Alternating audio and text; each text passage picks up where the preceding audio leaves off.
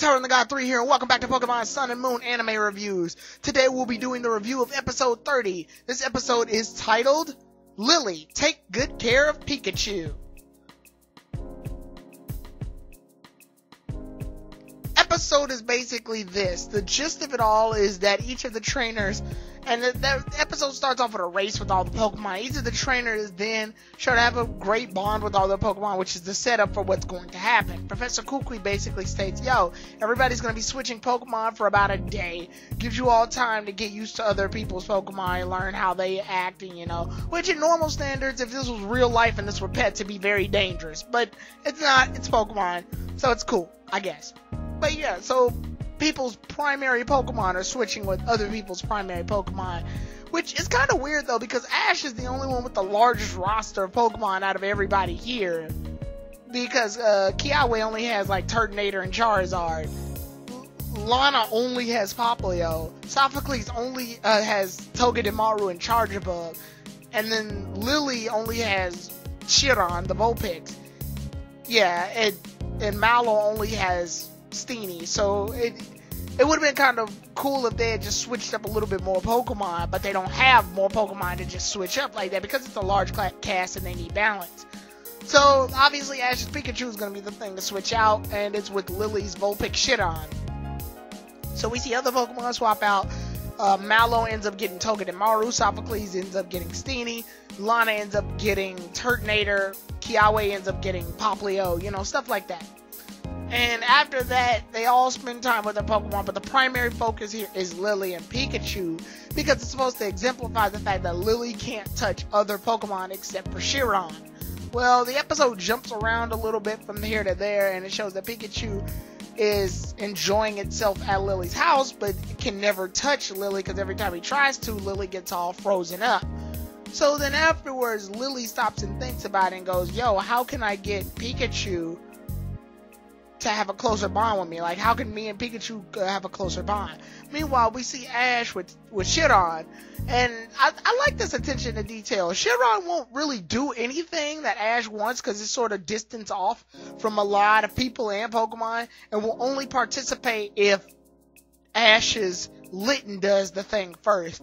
I guess it's to show off that Chiron has a little bit of a crush on Litten, and we saw hints of this even in the previous episode, episode 29, where Litten did that fire thing and Vulpix was trying to be like Litten, so it ended up accidentally using Icy Wind on the flames though, and making the flames go out. So we can see that Vulpix has a little bit of a crush on Litten maybe. So after that, we can see Ash is like, oh, okay, if Litten does something first, then I can get Chiron to do it, which is a nice attention to detail. I like that.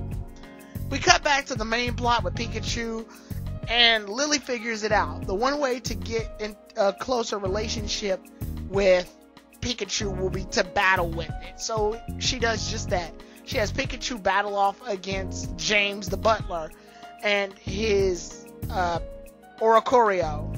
And, they fight. Pikachu's getting his butt kicked because Lily's very timid and doesn't know how to battle. Finally, Lily decides to lock down and be a lot more like Ash. So it's kind of like the episode with Serena when she was using Pikachu. So this is the second female traveling companion to use Pikachu in a battle. Well, actually, that's not true. I think Misty used Pikachu in a battle once. But anyway, yeah, and I think Dawn even used Pikachu in a battle once. But anyway, the point is, it's another instance where a female traveling companion uses Pikachu in a battle.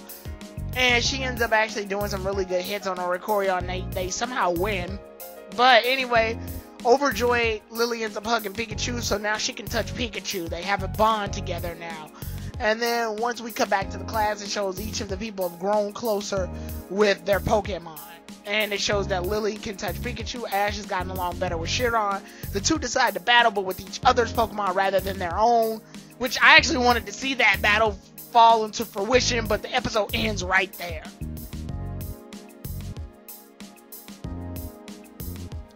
The episode does a really good job on the cute factor. I know that sounds weird as a pro, but yeah, like, seeing the other Pokemon with other people this time definitely shows a weird level of cuteness to it, like Popplio riding on the thing with Charizard, Popplio riding with Kiawe on Charizard, or like Togedemaru and how it acts in the entire restaurant, or how Pikachu acts when it was in the limo ride with Lily.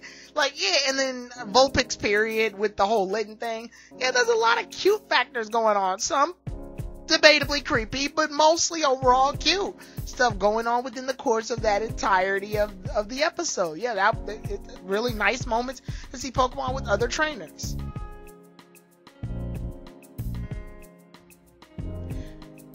It's clear that the entire episode needed to be focused on Lily and her relationship with Pikachu, but it felt shortchanged only because we had to cut to all of the other instances of the other trainers with opposite Pokemon, which kind of ate up Lily's screen time. Like, if it had just been a small cast switching Pokemon, then I think we would have gotten more Lily and Pikachu screen time. But Lily and Pikachu only had a short amount of screen time because they had to share it with everybody else, including Ash and Vulpix. I feel like Lily and Pikachu's overall focus should have been focused on a lot more. I mean, this is a big plot point. Lily can't touch Pokemon, with the exception of Shiron.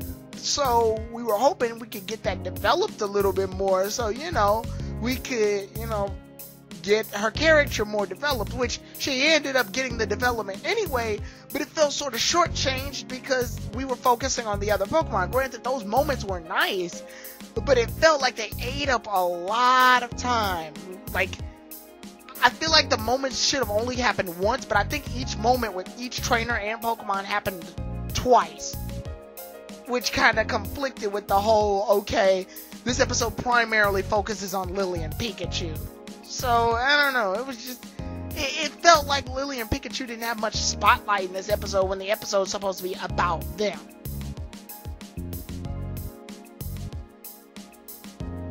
Overall, this episode was a nice little episode. It's character development for Lily, if not anything else.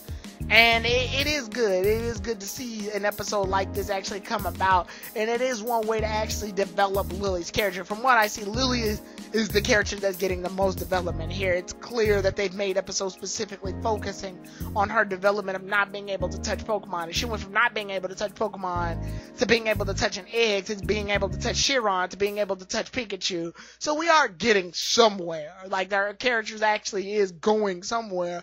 Whereas the other characters more or less are the exact same as they've been. Not much changes happened to them whatsoever. So it's clear to see what's going on here. But regardless, it was a good episode, and the next episode is episode 31, and it is titled, see